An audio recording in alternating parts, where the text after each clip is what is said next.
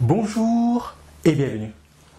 Peut-on avoir des notes lors de sa présentation orale? Eh bien reste si tu veux connaître la réponse. Je réponds à la question tout de suite.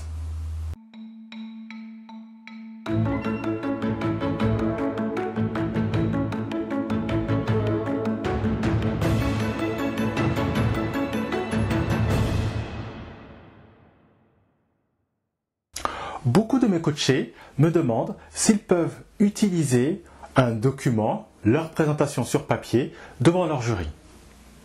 C'est une bonne question auquel je vais répondre tout de suite. En fait, pour répondre à cette question, je vais te demander d'imaginer une situation. Tu te rends à une salle de spectacle. Tu vas aller voir ton acteur préféré. Il monte sur la scène. Et imagine-le sortir son script, ce qu'il a envisagé de dire, et de le lire. Qu'est-ce que tu vas penser? Tu vas penser que ce n'est pas sérieux. Tu vas penser que ce n'est pas professionnel.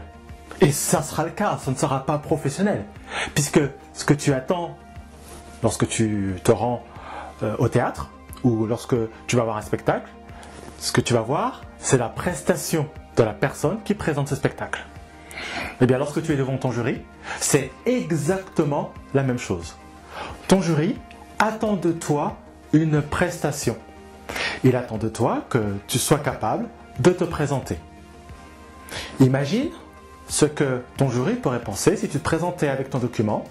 Oui, bonjour, je m'appelle Patrice Diakité et je souhaite à travers ce moment partager mes expériences, etc. Quelle image ça va donner à ton jury? Ça ne va pas faire sérieux, ça ne va pas faire professionnel. Donc, lorsque tu te présenteras devant ton jury, tu devras intégrer l'ensemble des éléments que tu souhaites échanger avec ton jury. Ici, je ne suis pas en train de dire qu'il faudra que tu apprennes par cœur ton texte. Et c'est surtout ce qu'il ne faudra pas faire.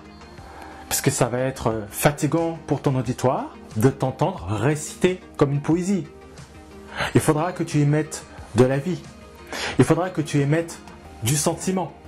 Et le meilleur moyen pour cela, plutôt que d'apprendre ton texte par cœur, c'est plutôt de savoir et de connaître ce que tu vas dire.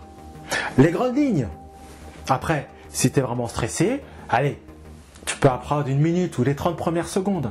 Après, tu es parti dans la lancée. Tu connais tes expériences. Tu sais ce que tu as vécu. Tu sais très bien quelles sont les différentes activités que tu as accomplies. Donc, parle de ça. Mais comment faire? En réalité, ce n'est pas si difficile que ça. Tout est une question de préparation. D'ailleurs, si tu as besoin d'aide, si tu as besoin de soutien par rapport à ta préparation, tu peux te rendre dans la description où je t'offre 1 heure de coaching gratuite. Donc va dans la description, tu t'inscris et on prend rendez-vous pour en discuter. Donc comme je le disais, ce n'est pas quelque chose de difficile. Il faut se préparer. C'est-à-dire, quelques jours, même quelques semaines avant ton entretien, tu peux préparer, si tu te sens handicapé par rapport à ce sujet, tu peux préparer un texte. Et essaye de voir avec tes propres mots comment tu peux exposer ces différentes idées. En fait, moi le conseil que je peux te donner, c'est d'utiliser un plan lors de ta préparation, c'est-à-dire les différents points, les différentes idées que tu souhaites développer.